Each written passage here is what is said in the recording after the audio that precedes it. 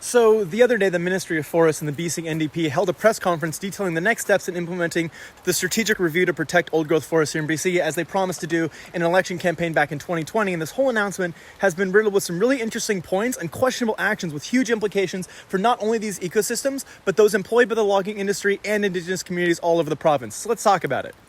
By far, the most interesting turn of events that absolutely blew my mind was the government's sudden recognition of science, using up-to-date methods and technology that accurately detailed the level of ancient forests remaining in the province instead of some sweeping broad guesses. The government revealed these new numbers of remaining old growth to be 11.1 hectares, which sounds like quite a bit. I mean, after all, we have 60.1 hectares of forested land in BC, which means that just over 18% of that is old growth. Now, keep in mind that this number includes old growth of all types, from the few remaining stands of big, iconic trees we see all over Instagram to the majority of smaller, less productive stands in bogs and high alpine environments. Yet back when John Horgan made his campaign promise over a year and a half ago, the government's own old growth numbers were listed at 13.7 hectares, or just over 22% of all the forest. Granted, those numbers were always ambiguous, untrackable, and lacked any real definition. These new numbers outline the fact that we have substantially less old growth left now than even the government thought we did when it pledged to protect it all before it's gone. So over the past few years since those calculations were done, or in the time since most of you have started following me,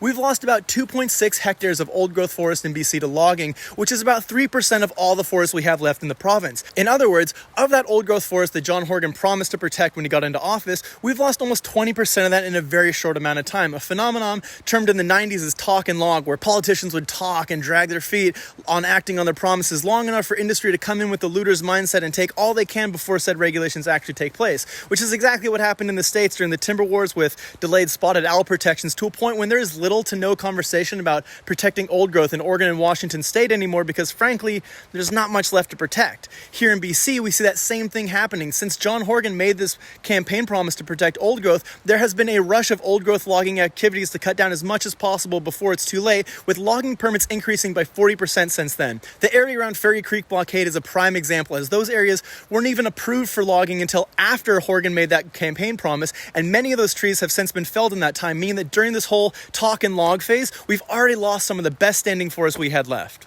Now, of the remaining 11.1 hectares we have left in the province, about 7.6 hectares of that is considered at risk of an irreversible loss, and 2.6 hectares of that is already protected, which leaves about 5 hectares of old growth left open to logging. And it's important again to note that this distinction includes old growth forests of different site index classifications from small to medium to large trees, and isn't purely the biggest and grandest of forests. Now, as part of this announcement, the government is talking about deferring another potential 2.6 hectares of that, but this is all still just talk at this point, and whether or not that deferral actually takes place depends on a few things. To start, this deferral is only for a 2-year period, so even if logging is deferred on this sliver of remaining old growth now, it wouldn't necessarily be permanent. They then outlined that there would be some sort of support for forest industry workers affected by these deferrals, though there was little to no info given as to whether that would be, funding to retrofit mills, new training, subsidies, or even income assistance for those unemployed for a brief time. So recognizing that these changes will impact communities is a step forward, sure, but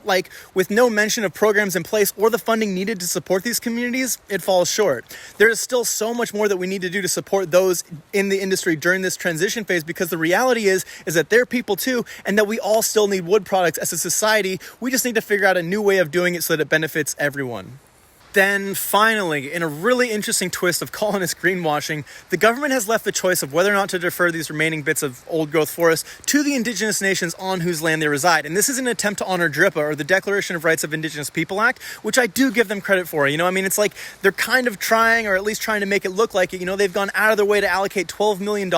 in support of these nations should they choose to defer logging. Yet it still falls short, because as much as John Horgan likes to pitch himself as this white savior from colonization, this entire proposal is inherently colonist. While the government of BC has been dragging its feet for a year and a half trying to figure out what to do, very few of these nations have been consulted in the process, and now that they're offering this deal of whether or not to defer logging, they're giving these nations a mere 30 days to make a very difficult decision. If they log, they get desperately needed economic stability that keeps their communities alive, and if they defer it, then they get a portion of that allocated $12 million for support during the 2-year deferral time frame to figure out a longer-term plan, which comes out to just a fraction of what they could get if they were to log it now. now without any guaranteed support for any further decisions to protect it for future economic investment. This deal being presented by the colonist government with limited funds generated from occupation of these lands after 150 years of colonization is just not fair, and it only promotes a double standard that pushes responsibility off the BC government onto those nations. For example, if a company is going to log on Indigenous lands, they are legally required to consult with the nation, but not necessarily to listen to their concerns or act any differently. They can still just go ahead and log against the nation's will, often without paying them, and if they do pay them, the nation's not allowed to speak out against the practices, and then they can turn around and sell that wood right back to the nation. But suddenly, if these nations want to conserve their own forest land and do with them what they wish, they must now answer to and appeal to this big, imperialistic government that outlines limited options for them that have dire impacts on their community. That's not right, and it only furthers the colonist approach of putting these Indigenous nations in disenfranchised positions of choice without allowing them to stand in any real power in their decisions or actions on their very own land. If we have learned anything from this current pandemic, it's how quickly the government has the ability to create liquid money for immediate use to secure the future we all live in. Yet here we are in a position where the government promised to make something happen. They were voted into office based on that position, and now they suddenly don't have the means to make it happen. Instead, they're looking to private citizens to buy out forest licenses for protection, or relying on the goodwill of for-profit logging companies to voluntarily give up their harvest licenses in order to defer logging when BC taxpayers already subsidize the forest industry $365 million each year. Why are we now seeing the government unable to dedicate any help to those in the industry during this transition time to help these logging communities out? Why are we not seeing payouts to Indigenous nations that choose deferrals that's equal to what they would have made if they chose to log it? Why are they purposefully tying this decision to the economic well-being of these communities that have been historically oppressed for over a century, and many of which whose land has already been irreplaceably logged, mined, overfished, harvested, and stolen without their consent in that time? All of this potential deferral talk is still only about the most at-risk 2.6 hectares of the remaining 5 we have in the province, which leaves those remaining 2.4 hectares fair game to whoever can log them the fastest while the government continues to try to figure out what to do. And all the while, discussion about regulations or method of harvest have been completely neglected this entire time, despite 80% of British Columbians being in support of old growth protection and revamped practices, which are the primary cause of all the issues we're facing with our forests today, from habitat loss to wildfires, erosion, automation, and job loss, failing carbon sinks, etc. While variable retention methods are being used more often these days, clear cutting is still rampant all over, and we have a long way to go when it comes to creating a sustainable harvest. This is an incredibly touchy, loaded statement, but through changing our methods, it is entirely possible to truly sustainably log these old growth forests by managing for ecological health instead of timber to create economic stability, as well as managing our second growth forests in a way that creates more ecological resilience, diversity, and opportunity for future generations. The trouble is that isn't done with clear cuts, variable retention, shelter wood, or any other Western methods, and it looks a lot different from the way we're currently doing things in pursuit of profits. Instead, it involves never taking more from a forest than the ecosystem can create in an honorable harvest, and looks a lot more like the way Indigenous nations have been working with these ecosystems since time immemorial.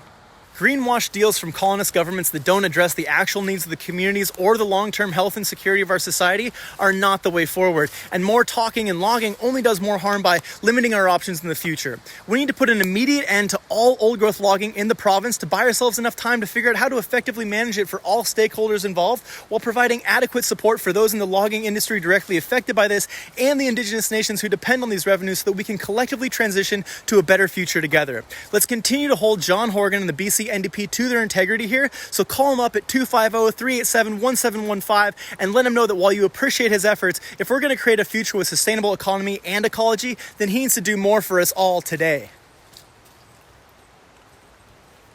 I just want to end this whole little rant thing with a quick little note that while this announcement is far from being the change we need, it is promising to see change happening, because these are the conversations that the government has been deliberately avoiding for like 3 to 4 decades now. So hats off to folks like Gary Merkel, the lead forester in charge of writing the strategic review, as well as Al Gorley, for all the work that they've done to finally get the government to recognize the shockingly low numbers of ancient forests we have left, and for their acknowledgement of the independent research done by Karen Price, Rachel Holt, and Dave Dost that brought this whole conversation to an international level in the first place. Additionally, all of you out there who have taken the time to make calls, write letters, take a stand, take action, form a blockade, none of this would be possible without each and every one of you. So it is truly awesome to see hard work like this finally getting recognized in the pursuit of creating a better world in the future. It might not be the change that we need or even the change we would like to see right now, but it is still change in the right direction. So let's keep that positive momentum growing before it's too late.